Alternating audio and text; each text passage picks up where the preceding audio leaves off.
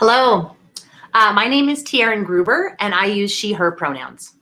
It's my pleasure to welcome you to the Level Up Symposium presented by the Associated Designers of Canada with support from Toasterlab's Mixed Reality Performance Atelier. I'm a member of the Board of Directors of the ADC and really excited to be your host for today's event. To begin our session today, I would like to acknowledge that I'm currently located on Treaty 6 territory, the traditional lands of First Nations and Métis people. Edmonton, as it is known colonially, is and has been home to a diverse range of Indigenous nations and peoples, including the Cree, Blackfoot, Métis, Nakota Sioux, Iroquois, Dene, Ojibwe, Saulteaux, Anishinaabe, Tsuut'ina, Inuit, and many others. Since time immemorial, this land has been a place for this diverse range of Indigenous peoples to meet and create, and they have enriched this place with their histories, languages, and cultures. As a settler, I have benefited from Indigenous generosity, hospitality, and knowledge, and for that I wish to express my gratitude. In this spirit of gratitude, I would like to acknowledge the support of Canada Council for the Arts, who are our primary funder for the symposium. We are equally grateful to our additional sponsors, IATSE, University of British Columbia, Theatre Alberta, CITT Alberta Chapter, Concordia University, Ryerson University, and York University. Thank you. For your information, all symposium events will be recorded and presented in a freely available archive on our website within a few days of each presentation.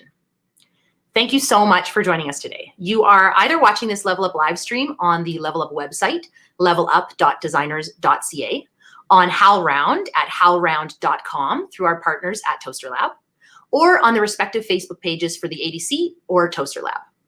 Regardless of your viewing platform, embedded on the same page as the video is the chat function in the top right-hand corner of your screen. Just take a little look there to see if you can see the chat bubble. Questions can be asked by clicking on that and inserting your question in the chat function at any time, and they'll be read out by myself to our presenter during the Q&A portion of our session. If you have technical difficulties at any point in this session, please send an email to levelup@designers.ca for immediate support.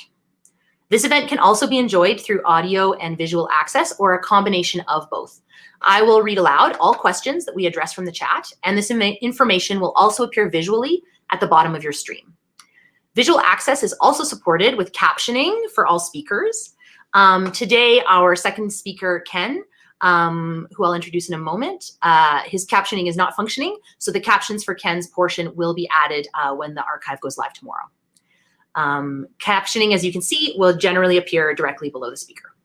If you require technical assistance to support your access, please email levelup@designers.ca for immediate support or to provide much valued feedback following our events. If you enjoy this session, please consider donating any amount to the Associated Designers of Canada to support our National Arts Service Organization achieve its goals in the areas of advocacy, mentorship, and industry promotion. Donation links are available in screen on all viewing platforms, and I hope that you'll consider donating. Thank you so much for your patience with our announcements. That concludes all of our announcements. And today's event can begin. Today's event is Contracts in a Digital Age. It features ADC President Ken McKenzie. Welcome, Ken. So happy to have you today. Thank you so much. Thank you, Erin. I'm really delighted to be here. Welcome, everybody, to Contracts in a Digital Age. I was prepared, actually, to do so much of that housekeeping and all of those announcements that I'm going to have to skip over a bunch of the text that I have here. But I'm grateful that you took care of it. There were things that I definitely would have missed. So thank you. I'm Ken McKenzie, everybody. I'm the president of the ADC, as Erin has announced. That is also the newly minted IATSE local ADC 659. The Associated Designers of Canada is a national arts service organization representing the interests of designers in live performance, including set, lighting, costume, sound, and video design. And the ADC is also the producing organization behind the Level Up Symposium. At the ADC, we're all really deeply proud of this event, and I do want to take a moment to shout out the organizers / curators of this event, Erin, who you just saw, and Andrew Scriber and Emily Susanna. They've all done a huge amount of work over a very short amount of time, and they put together an amazing lineup of speakers. I'm sort of the chum of the gang. I'm only here because I'm the president, so I'm really grateful. I also need to thank the board of the ADC, who volunteered their time to make this whole event happen, as well as Scott Spadell and Megan Koshka are social media volunteers for the work that they put into making this so that you all heard about it. I'm really grateful for that. As Aaron said, and I'll repeat because for us it's really important as a National Arts Service organization, a part of our mandate is to support the design community as well as to promote the design community and its concerns. And with the Level Up Symposium, I think that we're providing a timely service not just for designers, but for the whole performance community. More than ever, we rely on the generosity of sponsorships and donations to continue to provide events like this one. So if you feel that you're able and so inclined, we would direct you to those links on all of your viewing platforms to make a donation and help us continue to support the performing arts and artists in Canada. I do want to apologize for not having any captions on this. It was just a technical issue that couldn't make work, so I regret that, but anybody who really needs those captions, fortunately, we will be able to add them and you'll see them on YouTube later. I am going to do my own land acknowledgement to speak to the place that I'm coming from. So I would like to say, we are here today gathered in isolation from across this country, perhaps from across this continent, on the traditional territories of many great nations. I'm currently in Scarborough, Ontario, on the traditional territory of the Wendat, the Anishinaabe, the Haudenosaunee, the Métis, and the Mississaugas of the Scugog, the Hiawatha, and the Alderville First Nations. The treaty that was signed for this eastern part of Toronto, or Toronto, was part of the Williams Treaty of 1923, which is a highly contentious treaty that still faces court challenges today. I would ask that everybody on this call take time to consider the history of where they are right now and who might have been dispossessed in order for us to occupy the spaces we live and work in. And let us consider what we as a collective and as individuals can do to push for a more just future in solidarity with Indigenous peoples across the country. I'd like to express my own gratitude to be here and to have the privilege to know and continually learn from so many incredible Indigenous artists. So off we go. Contracts in a digital age. Here's how this presentation / discussion is going to go. I'm basically going to recount the narrative of the ADC over the past few months and give some context as to how the pre-COVID contracting of digital and broadcast work has been managed at the ADC, and then talk about how that has evolved, or not, as the case may be, over the past 9 or 10 months. And just to be clear, this is very much in the Canadian professional context. I am aware that we have had some people sign up, maybe not for this talk, but some of our talks, we've had an international audience. So this is very much the Canadian professional context. Hopefully this won't go so far into the weeds that anybody outside of Canada needs like little toothpicks to keep their eyes open.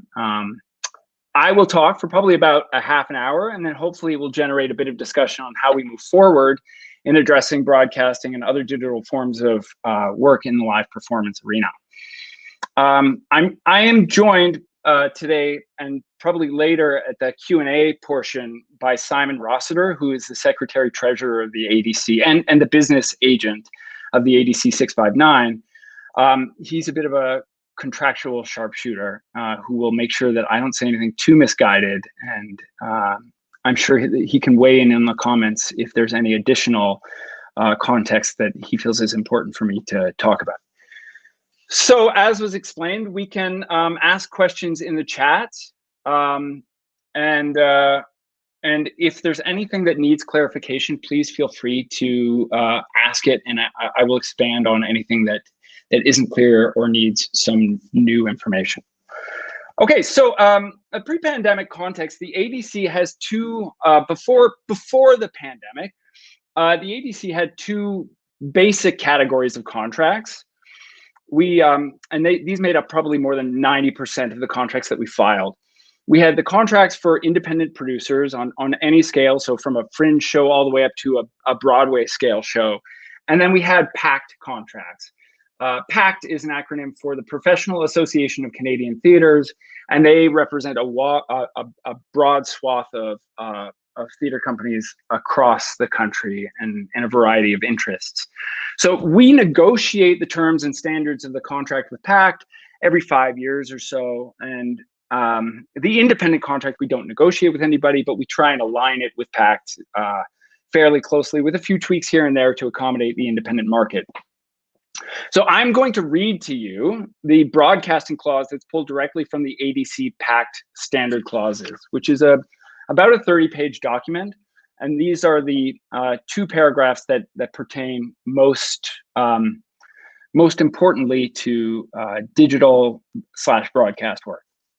So it starts with, the designer reserves the right to paternity and integrity of the work performed as a part of this agreement, and thus reserves the right to have their name listed as designer for all incarnations using the whole or recognizable part of this design, unless they choose otherwise, and the choice must be offered in advance. The theater shall not have the right to assign, lease, sell, license, or otherwise use directly or indirectly any of the completed designs of the sets, costumes, lighting, or sound for any use in live performance, motion pictures, video cassettes, television, live broadcasts, simulcast, tapes or film cassettes, or any other image, recording, or transmission process now or hereinafter invented, except as specified in this agreement, without requesting permission and negotiating a royalty payment / license fee of a minimum of 40% of the original fee for such rights contracted use in advance of the new use of the design. Such rights shall not be unreasonably withheld. And that's basically it. There is a little more language later on in the standard terms that talks about how to use, permissible use in promoting a show, but that's essentially it. And what that boils down to is that whatever your contracted fee for the initial production was, let's say, to make the math really easy, let's say you were hired for $1,000. If they then want to broadcast that show in any way, shape, or form, they owe you an extra $400. In the case of the independent contract, that fee bump isn't 40%, it's actually 75%, and it's 50% for non-commercial use in schools, which is basically in schools is what I mean by that. So this is a really broad protection for those rare scenarios before the pandemic when a producer wanted to stream, for instance, directly to a movie theater, or there might be some scenario where they are being picked up and broadcast on either the CBC or maybe Showtime, or there weren't very many scenarios where broadcast was being used, and this is fairly boilerplate language. This text that talks about all of these different kinds of broadcast possibilities. It was a deliberately vague clause that would allow a lot of room to negotiate, but set a bottom line or a starting point when a producer is engaging in broadcast. So that was kind of it before the pandemic. We were aware that there were definitely some shortcomings and limitations to the language, especially where video design and some of the new techniques that are being used that you're seeing in this symposium. We realized that there was a bit of language missing to protect some of those things, and we were actually in the middle of working on that. But then March 2020 happens, COVID hits, everything gets shut down, and everything begins to shift. At the beginning, I think it was within the first 2 weeks of cancellations beginning to happen, we agreed to a request from Pact to waive all the fees that were associated with broadcasting previously recorded material. As long as producers sought the written consent of the designers involved. And that was going to last for a period of about 2.5 months. And it was a deal that was set to expire on August 1st, that we could renew if we wanted to renew. What this basically meant, and what producers were really asking for, was they knew that they were canceling shows. Suddenly the end of their seasons were going up in smoke. And they were looking for ways to keep connected with their audiences. And they knew that they have, for instance, a series of archival videos that they've recorded all of their shows. And this is an opportunity maybe to start showing some of those to their audiences to keep them connected. I think what most producers probably saw, because there wasn't a lot of uptake on that, what I think a lot of producers realize, and anybody who's on this call who's watched an archival video would also understand, is that they're kind of unwatchable. You can't really broadcast those in any commercial way and ask people to pay for them. And certainly you can't ask people to come back for another one after they've seen one.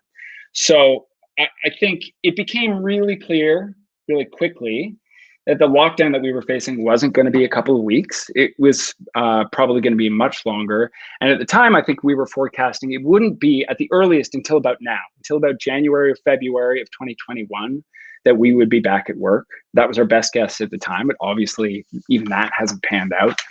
And even at the time, there were rumors and there was a lot of talk about the possibility that a vaccine wouldn't be found for years, and we would not be back to anything that resembled normal for years. So the shift towards a remote or broadcast model, even if it was temporary, seemed like it was going to become inevitable. So what we did at the ADC is we put together a committee, and the goal of that committee was to discuss what the immediate needs of a digital and broadcast contract would be, and to discuss and sort of take a look around and see what was happening and what were producers planning and what were they thinking about planning for the upcoming fall, which is when we anticipated a bit of a wave of experiments and digital experiments. So I would like to go over or give you guys a bit of an overview of what that committee looked at and discussed, but I'm going to put a bit of a pin into that just so that we can move on with this discussion. We'll come back to what the committee discussed, because I think that might lead us into our own discussion back and forth, and I'll invite questions and thoughts around some of what we discussed.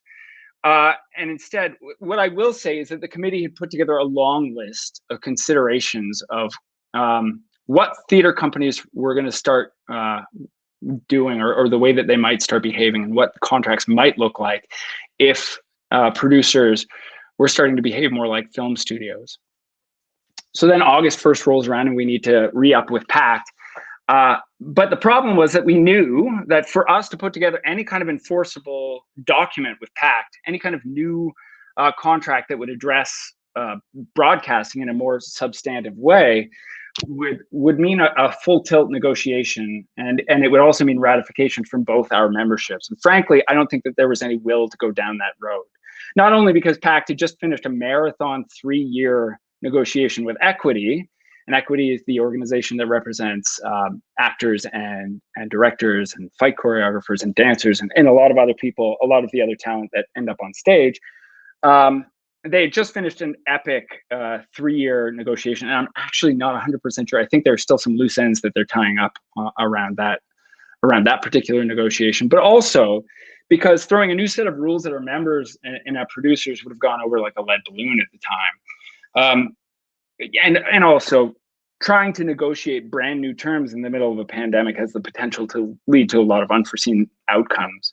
So what we, the collective we, the ADC and PACT, agreed to is that we should look at the existing contract, and specifically we should look at that 40% bump in the contract fee. And what we decided we would do is we would issue some clarifying of the details around the edges. We would issue some guidelines to our respective members. So we ended up with the 40% bump, and we ended up with a 40% bump where we articulated some clarification around the ability to sublease, for instance.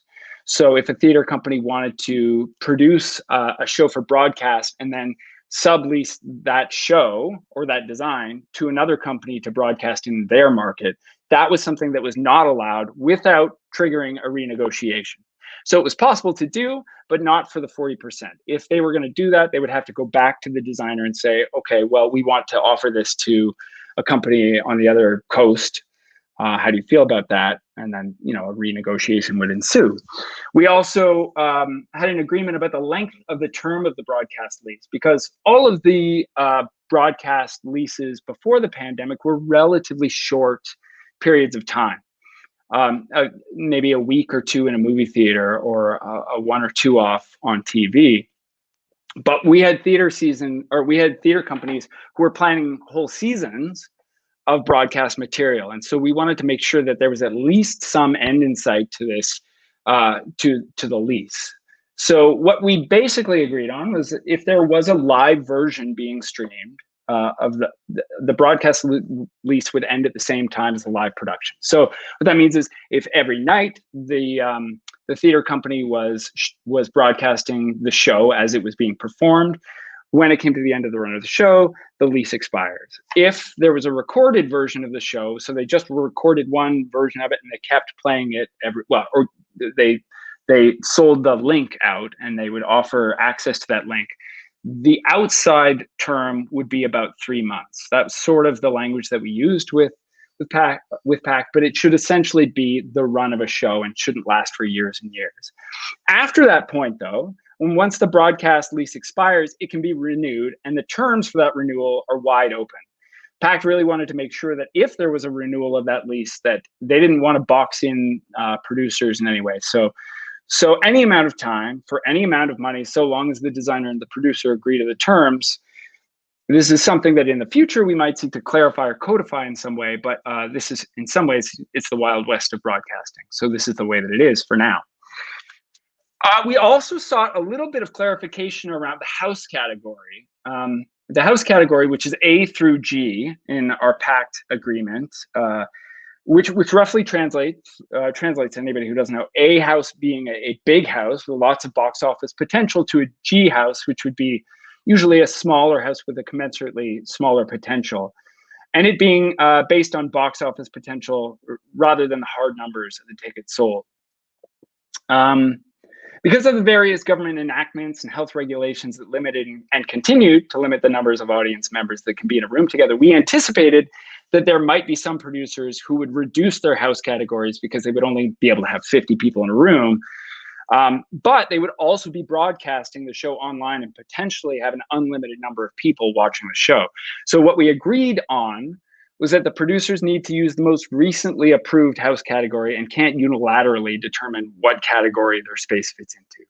So just to be extra clear about that, the fees for an A house show are higher than they are for B, which is higher than they are for C, and so on and so forth. So we wanted to make sure that if producers were knocking their house categories down, it wasn't going to be a brutal hit on all of the designers who were working for them.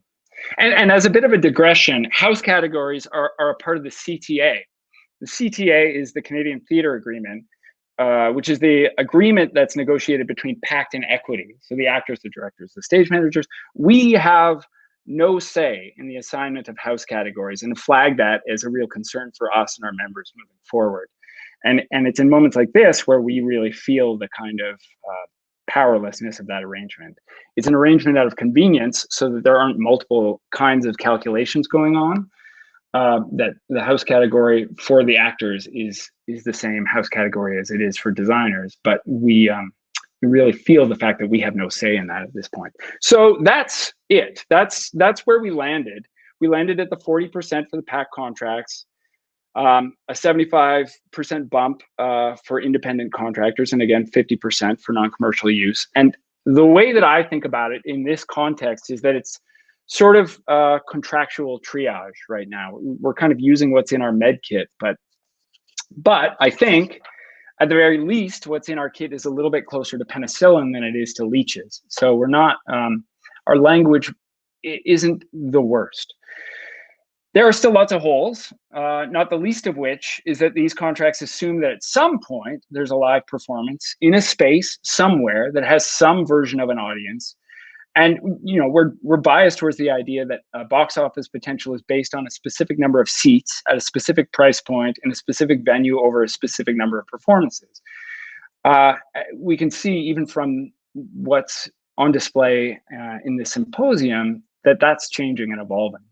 So what's not written down here is that this places a lot of emphasis on designers to engage in their own negotiations, and that's an uncomfortable place for a lot of our members to be. They don't like to negotiate; they just want it spelled out as much as possible. So when we issued the guidelines for how to handle broadcast and digital production, we also issued a set of guiding principles that emphasize the need for designers and engagers to be fair and transparent with one another, and that really the goal is for mutual benefit, and that we're hoping that as many producers as possible make it through this pandemic, and likewise that as many designers are able to make it through this pandemic. So as a result, we've encouraged all of our designers to be really careful about what extra duties are being assigned to them as they undertake their design contracts. And that in part brings us back to the committee that I was talking about that I wanted to put a pin in and discuss. So that committee met last summer to discuss what digital contracts should or could look like moving forward. We discussed at length some of the different contract models that already existed, and we discussed companies and artists that are already inhabiting this sphere. And we talked about how this landed us in a world that looked contractually and in a lot of ways on the ground more like film than it does like theater. So a couple of questions of primary concern that came out of that committee that we sort of have been carrying forward with us is increasingly design for live theater, live events and performance is incorporating projection, video, and other digital elements with content created by the designer. But this opens up many new questions, like what are the terms of use for this content? Should it be licensed by the own or owned by the commissioning producing entity? Should it be considered separately from the entirety of the design? Should the creation of this content be contracted separately from the design? Who has the rights to use this content in the future, and how will that be monitored? I don't know if any of you guys caught it, but when I did read the excerpt from the contract, it mentioned costume, it mentioned set, it mentioned light and sound, but it did not mention video. So there's a real gap in the language that we have, even though we sort of assume that that can be folded in. Another question of primary concern for us is connected to that last one: lease versus sale of intellectual property in agreement between designers and broadcast and producers for broadcast. Should there be an ongoing fee for the intellectual property that's either set out as a fee per performance or royalty, or per show, a fee for a length of time, like ACTRA has? I believe it's a 6-month stepped fee. So the first 6 months is $1,000. The second 6 months is $750. The third 6 months is $500, and so on and so forth. But they don't. There are people who still receive royalties for the work that they've done 30 years ago. So that's another model that we talked about and considered. And then how much leeway is granted to producers to negotiate other use in the contract? Essentially, how much oversight do designers want to have and want to exercise versus specific other use fees? So there are lots of different ways to present over the internet and in broadcast. And so, how is there a dollar value attached to each of these new models of presentation? And then the intellectual property protections for recordings and new media. There is going to be a whole separate presentation by Kim Pertel, I believe in early February, on intellectual property. And so I'm not going to go too far into the weeds, but I'll just say this. The language used to ensure a designer's ownership of their design is clearly defined and should reasonably be understood to include digital media. However, to avoid any misunderstandings, wording could be developed to specifically identify digital media created for a design and to anticipate future technologies that have yet to be developed. Existing penalties and unauthorized use or licensing of a design should be equally applied to digital elements. While ownership of the design remains with the designer, ownership of recordings made of a production remain with the engager. As the use of digital media and recordings evolve, as well as the associated technology, further language and enforcement may be needed to clarify and protect ownership. So another thing that, another set of things that the committee discussed, bearing all of these questions in mind as we sort of move forward, is that we tried to anticipate the different models of production that there might be. And so a couple of the models that we hypothesized at the time, and they've sort of borne out, but one of the things that we're finding is that everything is a little bit different. Each production is sort of coming together in its own way. So I'll just rattle off, I think, a few of these different models and explain them a little bit so you have an idea of what else we were thinking about. the first model is this Saturday Night Live model. And what that means is that we anticipated that there might be a live version of a show that has an audience in a theater or, you know, in some sort of venue, and it's being broadcast at the same time. So there might be lots of implications for all of the departments, but essentially this looks like theater on film. This looks like just something that's got a camera in front of it.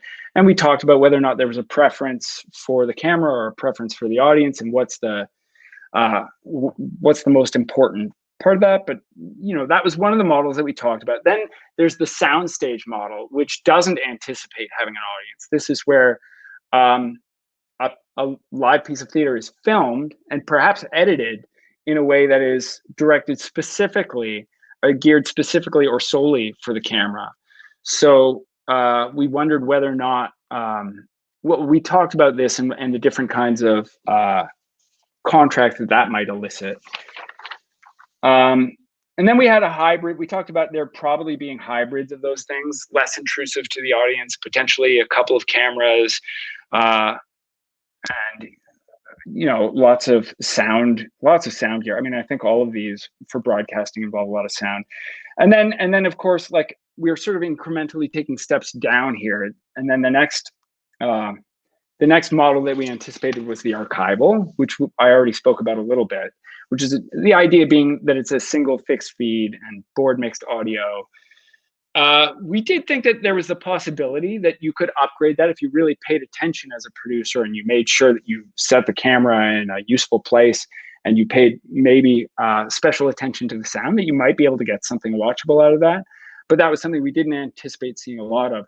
And then the most basic model that we anticipated seeing a lot of, especially at the outset, was the Zoom from home model, which is essentially the way that we are interacting right now, is that there's a live stream that is, a play has been in some way, shape, or form adapted so that performers in their own individual spaces can deliver whatever the production is.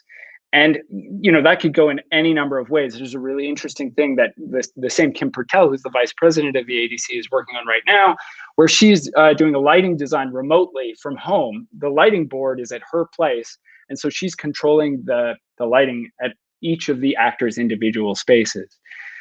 It's a lot more complex than that, but that's an interesting version, I think, of what might begin to happen. And then the last version, the last model that we anticipated might start to pop up would be the no design. So no design at all, or what producers might call no design. And the reason that we wanted to flag that is we wanted to make sure, if that's happening, that in fact there is no design that's happening.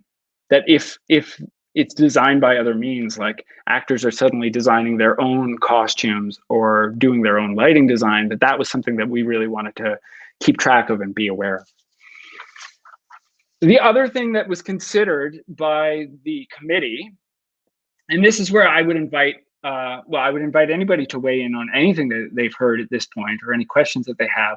But I think this is where I'm really interested to hear from people who are listening, if they have any questions. But we identified a bunch of additional duties, because I think what we wanted to think about was ways that designers could begin to claw back a little bit of their income.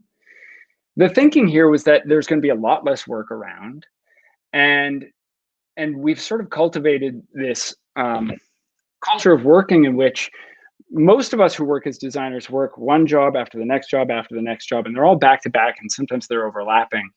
That is not the environment that we're working in right now. So we hope to present all designers and producers with a list of extra duties that could conceivably be taken on for an extra cost. So the strategy there was, okay, well, this is above and beyond what I normally do in my theatrical contract, but maybe I can make a little bit of extra money if, as a scenic designer, for instance, I begin storyboarding all of the camera shots. If I'm taking more time to do camera tests on some of the scenic and prop elements. And for costume designers, the same thing, making sure that the costumes look the way that you expect them to look on camera. and being aware that HD detail involves a certain level of detail that doesn't necessarily have to go into a stage show that's seen from a real distance. The more technical the design, so lighting, sound, and video, the more technical they are, the more opportunity I think there is for additional labor. So lighting design in particular, well, not in particular, but lighting design, of course, whether or not you're lighting for a live audience or for a stream, I think that those are two entirely separate looks. And so there might be some extra negotiable work in whether or not you have to create two files, one that's a camera file and one that's a live file. Making changes based on casting and costume changes, because one of the things that we did flag right away is that for liability reasons, there was multiple casts being hired. The Arts Club, for instance, in their season in the fall, I think that they had at least 2 actors in each role. And part of that was so they could stream more than 8 times a week. But another part of that was in case somebody got sick, they had somebody on standby. Sound design, of course, is if you're filtering all of the sound, not for a live audience, but for people on the other end of the computer, that's a whole other set of skills and technology that we wanted to make sure designers are being compensated for.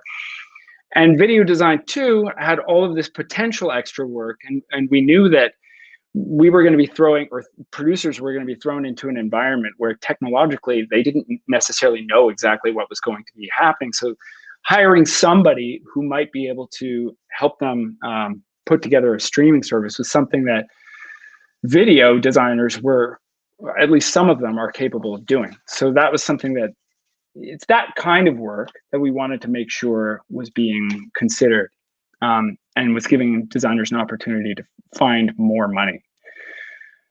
So that's essentially where we've landed. And like I said, I think we're sort of in a triage place. We're not in the worst place because we do have some fairly strong protections, but we do know that, as we can see, this is a medium that's changing rapidly, and there's a lot of experimentation going on. And so I'm really curious. I have a couple of prompts and a couple of questions that I'd love to put out there.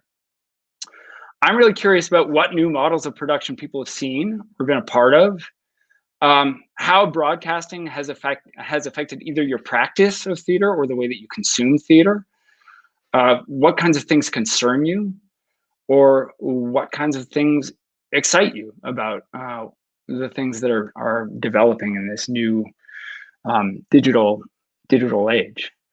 So I think with that, I'd really like to open it up to anybody else who has comments or questions or thoughts, and I'm happy to address any of this or to engage in further conversation and dig in with some of this stuff. Hey, Ken, and we have a question right away here. Should we just launch right in? Yeah, please. Okay, the question is, in the case where it's a shot and edited performance, would the designers get any say over the post-production handling of their work, especially in regards to sound and the final sound mix? Well, that's not something that's currently in our contract, but I think that that's the kind of thing, that's exactly the kind of thing that I'm talking about us landing in an environment that looks a lot more like film. I think that there's space for sound designers and all designers to negotiate what that looks like, to negotiate what the final product looks like. And if it's being edited in that way and it's, it's not live, I would like to think that there's some say in that. But I also know that producers are eyeing the model that allows them to hire editors and sound editors.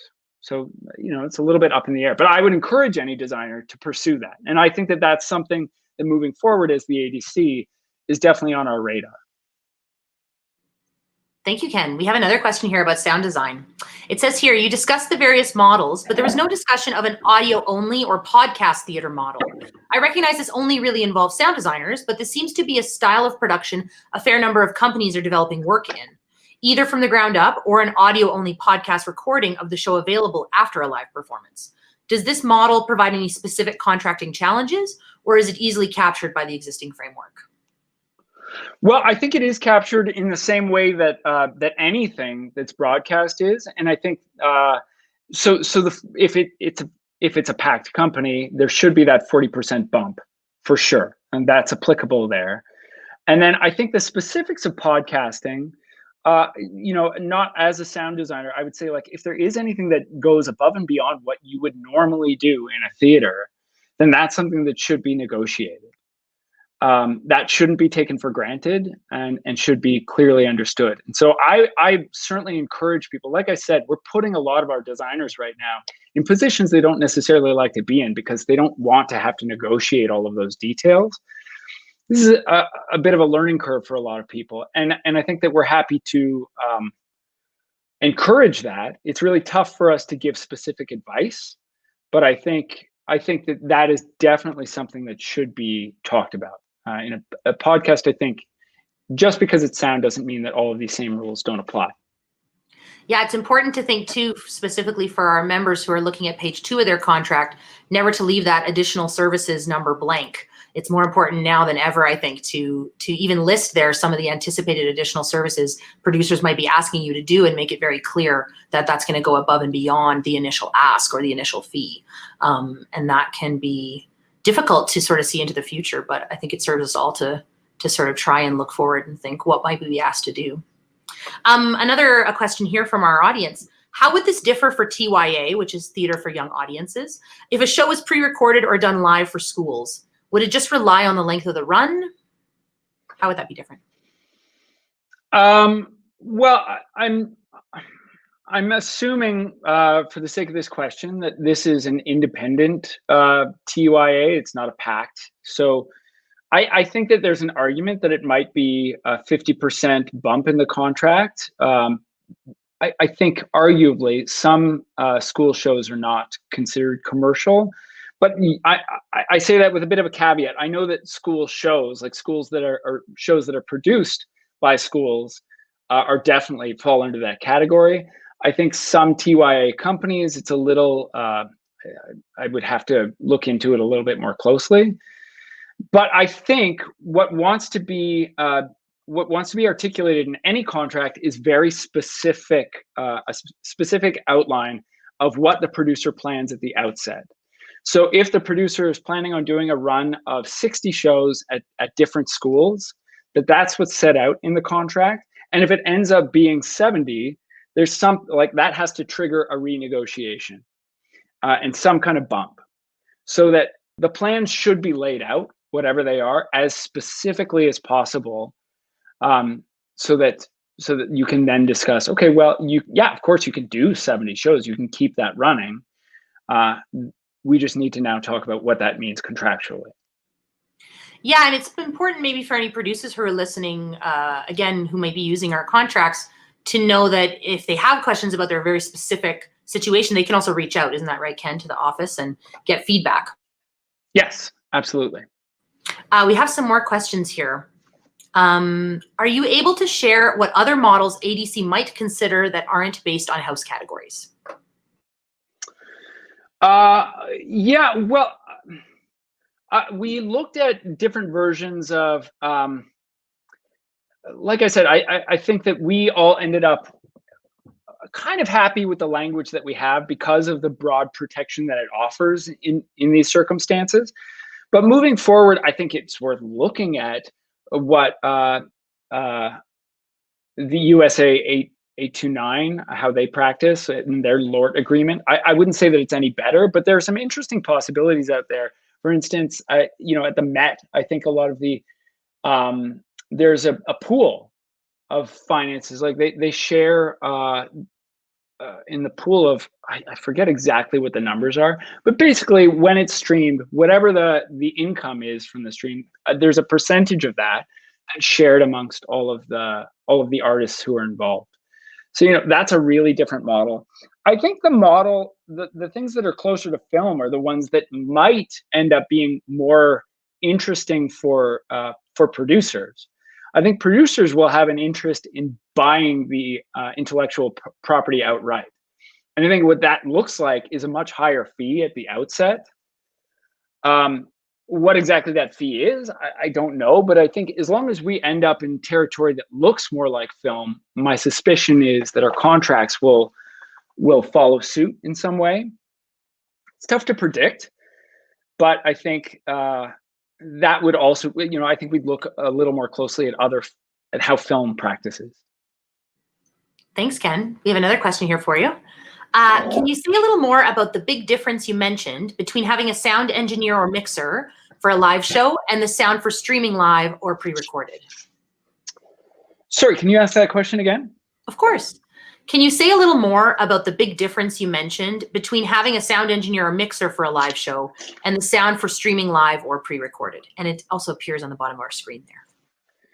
Well, I think that if you're doing sound that's being filtered through a computer, the outcome of that sound is going to look really different. The way that sound is streamed versus the physics of sound in a big empty space, it's just a really different body of knowledge. I'm not, as somebody who does all forms of design except for sound, I can tell you, like, I find it a little bit mysterious. It's a kind of a magic that I really appreciate and recognize that there are some serious physics involved. But I also feel like it's a little bit beyond my ken, so to speak, to answer that with great authority, except to say that the technology that's being used is very different. And I think we have Simon Rossiter, who's a member of our board of directors and our executive board. He's going to join us now to weigh in on that. Just briefly, if only because I've been involved in a couple. I'm a lighting designer also, so I don't directly know anything about sound other than I've been involved in a couple of live streams, and a couple of recordings, and there is a level of crossover that can be useful, particularly for live streams. It's mostly been in the dance milieu in which I work, and the balancing act between, I had a big 2-hour meeting this morning trying to sort out some equipment purchases for a venue. And the balancing act between what is this audio signal that's being sent out into the world and what's the audio signal that's being used in-house creates a really interesting skill overlap. And so in terms of how it relates to contracts, I don't really, it's, you need people doing work. And so there's a contract associated with it. With live streams, how stuff gets recorded and how that intellectual property is hung on to is a whole question. But just in terms of where the hard skills that people have and are being brought to bear relate to it, I think that there is this incredible overlap in terms of live performance audio mixing and audio mixing for live stream or for recording. Oh, that really has anything to do with the question that was asked, but it came to my mind. Actually, in that vein, our next question has a question. Our next question is about an opera project and speaks to sound. Maybe you can both weigh in. It says here, In Tandem or SOCAN and Resound were the go-to for getting rights for music when used with shows for live performance. With going to a streaming format, who is the new go-to for rights? Meaning, do I need to either hire 2 designers or find someone at the outset who has this broadcast experience already? It's an opera project that will be mic'd in performance and requires a sound mixer, for context. I think it's 2 questions, if I'm interpreting it correctly, and which is to say that there's this question around who's mixing it and who's the recordist and who's managing that element of sound, which I think, an organization like Resound or SOCAN, they wouldn't have anything to do with that anyway, because that's just in your personnel and that you're hiring and in the contracts that you're signing for the people that are being brought onto this project to do the work. In terms of the individual rights licensing, if you're not using either original composition, which is negotiated with your composer, or public domain material, is a whole, and I'm not an expert on this, is a whole new ball game, because you're talking about a different kind of rights. Theater uses, I cannot remember the term for it right now, but I should go onto the ADC website because it's in one of our documents somewhere. There's a certain kind of license that you're looking for when you're doing live performance, and film or live stream is going to relate to the recording license and a couple of other licenses depending on what you're doing. And Resound and SOCAN have nothing to do with it. So in fact, another project that I'm working on, which is to adapt a series of, it's a 1-hour dance piece with 16 tracks from disparate composers and artists. We are dealing with essentially a rights agent or a consultant who's going to have to negotiate individually with 16 different rights holders in order to get those licenses. And so as soon as we're talking about recorded work and not public domain or original material, you basically have to go right back to the originator or the person who owns the recording license, or the synchronization license is the other one. I think those are the two licenses. I think I digressed a little bit, but maybe answered the question. I hope so, Simon. And if there's follow-ups with that, please just throw them into the chat. We have another question here, which is really pertinent, and I think a lot of us designers are wondering about this. It says some producers are steering away from ADC designers because of the bump in fees. They wish to pay only per show royalties. I'm wondering about renewing old licenses. Are they now ADC contracts? Not totally sure I understand the second part of that question. Wondering about renewing old licenses. Are they now ADC contracts? So is this somebody who has recently joined the ADC? I think if the initial contract was signed as an ADC contract, and assuming that that person is still an ADC member, then all of the terms and conditions of the ADC contract are still in force. And so, could you speak to the first part of the question about producers steering away from ADC designers because of the bump in fees? Do you have any recommendations for designers who are negotiating or trying to present themselves to producers as available? Well, I think that this is something that philosophically, we get into this territory that I was talking about a little bit before. There are lots of considerations here, but I think I do believe that producers have an obligation to support the industry. We know that through Heritage and through the CCA, the Canada Council, they have issued statements saying that money that is meant to go to the artists is supposed to go through those organizations. And so to keep artists afloat and make sure that there are still artists at the end of this, we in fact need to be making sure that we're paying people a decent wage. And I actually think that 40% bump is not going to get a lot of artists back to the income that they used to have. I would say, that's unfortunate if there are producers who feel that way, but I do think there is a moral obligation to make sure that people are being paid a decent wage. And to the people who are presenting themselves as being able to take those, I think that we want to advocate for everybody. And so hopefully those people aren't undercutting themselves in the long run. It's an important advocacy consideration too, and something that we've talked within our community of members and non-members of, advocating for the next person coming along. So even if you aren't a member, not being willing to sign contracts that undercut the community or undercut your own potential for income, just because it is such a challenging time. In a way, as a member or a non-member, we all have to exhibit a bit of stamina and solidarity at this time, hey? And I think one of the things that you sort of highlight in there, Aaron, that's important is, that same argument could have been made 10 years ago, 20 years ago, 30 years ago about the ADC with regard to a live show, which is to say, well, why would I go to the ADC? I can offer somebody $5 to do a show if they're not a member. And the question of solidarity and the question of how do we work together as a community of artists to ensure that artists are being paid fair living wages, it demands a degree to which we stand up and say, no, this is a fair rate for us to be paid and a fair recognition of the value of the time and effort and commitment that we're putting in and of the intellectual property that we're licensing to the producer. And I think one of the things that's really important to acknowledge is that as designers, we are creating something that is integral to that work and that we have an ownership stake in. And that's something Kim will talk about in I was gonna say next week, but it's in a couple of weeks, I guess, is that it's important for designers to be aware of the value of that stake, of the thing that they have created and that belongs to them.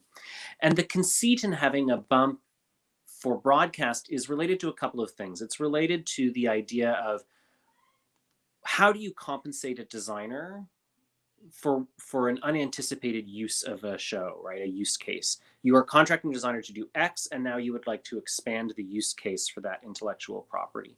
And there's a fair value associated with that.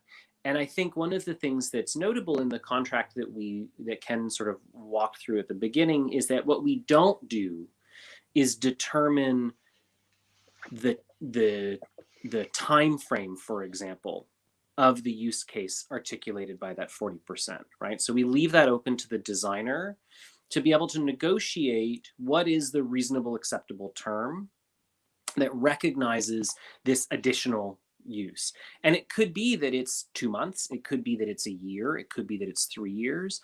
There's a question of, is it, are you agreeing to allow the show to be broadcast for free on YouTube? Are you allowing that show to be sold? You know, is it going to be presented through a paywall, for example? And that the capacity to negotiate the terms of reference of what is fair use for that 40% bump is wide open, and is then subject to the individual negotiation of the designer and the producer. And the tension that exists in negotiation always is between the producer, who would like to get as much as possible out of the designer for as little money as possible, and the designer, who needs to protect their capacity to get, frankly, as much as possible for the intellectual property that they bring to bear. And that's where both parties need to come together to say, okay, we recognize that our audience potential is infinitely larger when we go to broadcast, and that there's an assigned value for that. Let's figure out the terms of what's acceptable. We had a designer recently, or a theater company, that was suggesting that we were demanding 40% for every instance of a download of a broadcast, which is, of course, not what that's about at all, right? So I think the arguments about what is that 40% and what is that broadcast bump needs to be seen in the context of how it's negotiated individually, as opposed to some hypothetical worst case scenario. So that becomes one more aspect of the contract that we're now actively negotiating, as opposed to a term that's sort of lay dormant in the terms and conditions. Yeah. I think it's really, valuable for producers and designers alike to see this as one more flexible element of the contract, as opposed to, a stamp that we've suddenly laid on it.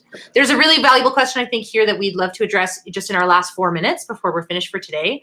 The question is, if I have no pact affiliation, but want to contract an ADC designer for a film, what contract base should we start with? That's a good question. I think certainly it would be one of the independent contracts, but the way that we measure those independent contracts is budget related. So I think would be where I'd take my cue, is depending on the budget of the film itself, it would be either the indie contract 1, which I believe is below the it's the reverse. Indie contract 2 is below $50,000. Indie contract 1 is above $50,000. Yeah. So, and certainly if what you're doing is contracting exclusively for the purposes of making a film, and you have any questions about how a contract may apply or what are the ways in which it can be used, certainly reaching out to the designer, reaching out to the ADC office in terms of asking questions about how to make use of that contract is something that we're happy to have those conversations and happy to sort out.